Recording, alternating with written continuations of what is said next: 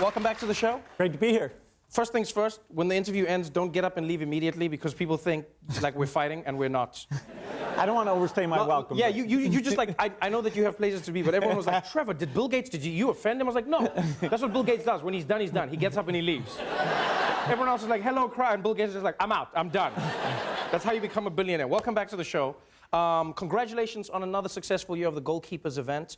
Talk to us a little bit about Goalkeepers, because people know that you're involved in philanthropy. People have heard of you and Goalkeepers. We see fantastic names like Yara Shahidi being involved. But what is your intention with the Goalkeepers event? What are you trying to inspire in people?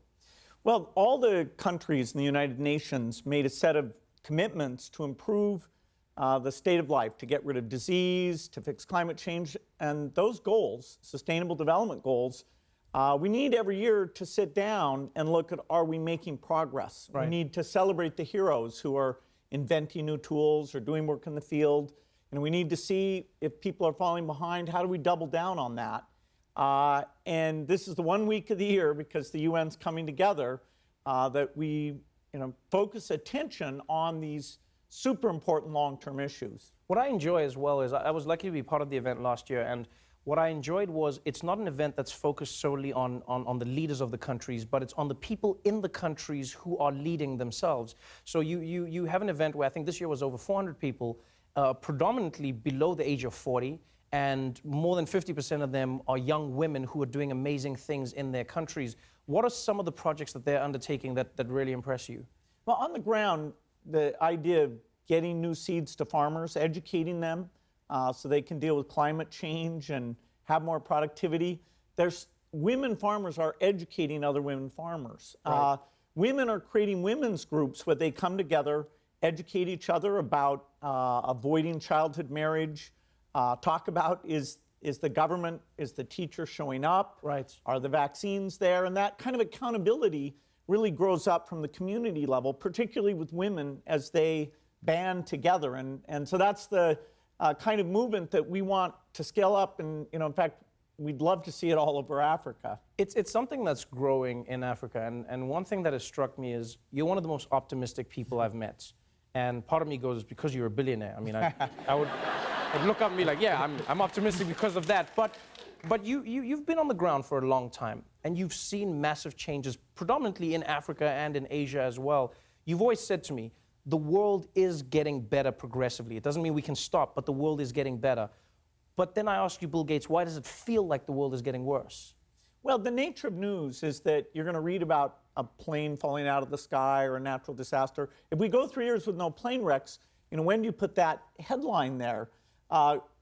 Extreme poverty has gone from 36% to 9%.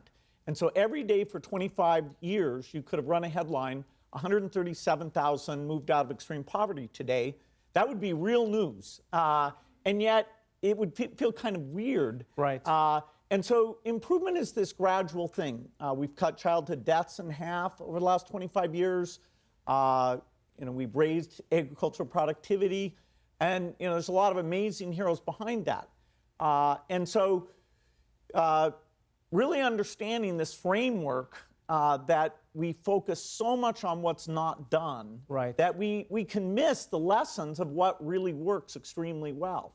That's an interesting paradox, because it feels like that's the space that not just the general population is in, but also the presidents of the United States.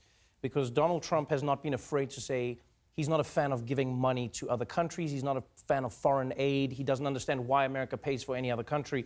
I read an article in the Washington Post about how they asked you to come to the White House to explain to the president why foreign aid is important. And like, I would like to know, like, if you were explaining it to a toddler, how would you explain, not that the president is, I'm just saying if you were, how would you explain foreign aid to somebody? Why would you say the United States should help any other country and give them money? Well, it's less than 1% of our budget. When you ask people, they think it's 5 or 10%, but it's fairly small. Although we have such a big budget, it's $30 billion a year. That $30 billion is keeping over 14 million people alive with HIV medicines. And if we keep them alive, eventually we'll have a vaccine, and then we'll stop people from getting infected. But For now, we need to keep those drugs going out there. It's something America should be very proud of. It started under President Bush, but it's been very bipartisan, called PEPFAR. And so most people don't get to see these things in action, see how many kids are surviving from malaria because those bed nets got out there, or those vaccines got out there. Melinda and I get to travel to Africa. We get to look at this data, and thank God that American taxpayers are so generous. This is what can get countries out of poverty, allow those countries to be self-sufficient and stable. That means we won't have to send soldiers there, we won't have epidemics starting there, and the world economy will grow, and we'll all participate in the middle income or better life that everyone on the planet should have.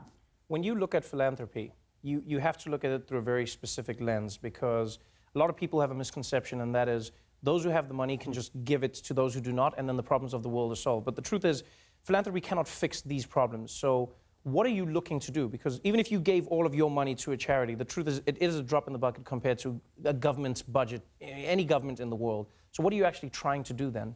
Well, philanthropy is able to take risks, like inventing a new vaccine. We can pick scientists and get behind that, so we can add to whatever the government's doing there. We can understand these community organizations, give them some money and show they get results, and hope that the government will get behind those new approaches. The idea of improving seeds, actually the Rockefeller Foundation funded the Green Revolution that saved hundreds of millions in Asia because the crops were so much more productive. Now we need to do that again to fight against climate change and the smallholder farmers who will suffer from that. So we can make risky bets, and if you come up with improvements, then you've really got to go to the governments. Because as you say, of the world economy, philanthropy is 0.1%, not gigantic, but enough to back scientists, enough to back pilot studies, enough to try and change the culture of some of these delivery systems so that they really work well. Over time, we'll get digital tracking in, so you can say, when you went to the primary health care system, were the vaccines there? Did the teacher do a good job? So we need the governments over time to take on new ideas, including these accountability systems. It's always exciting speaking to you. I know that the Goalkeepers event is moving forward. I know this year you celebrated 100 years of Nelson Mandela and how he inspired Goalkeepers. Looking at his legacy, looking at the people you've spoken to, what are you hoping that as humanity we can achieve in the coming years? Well, we had Gracia Michel, who is Nelson Mandela's wife, come, and she was so eloquent about how he believed in principles and he stuck with them even when it looked bleak. So some things look bleak right now. Some of the trends don't look all that good, that humans aren't as willing to help each other, and take these kind of long-term views and solve these tough problems. But, he was such an example. And that's incredibly inspiring. I think the young people in the room were all tearing up as she talked about him and how we should all take that spirit of sticking with what we believe in and carry it forward. Thank you so much for being on the show. Great to see you again. For more information about the Bill and Melinda Gates Foundation and the Goalkeepers Report, go to gatesfoundation.org/goalkeepers. Bill Gates, everybody.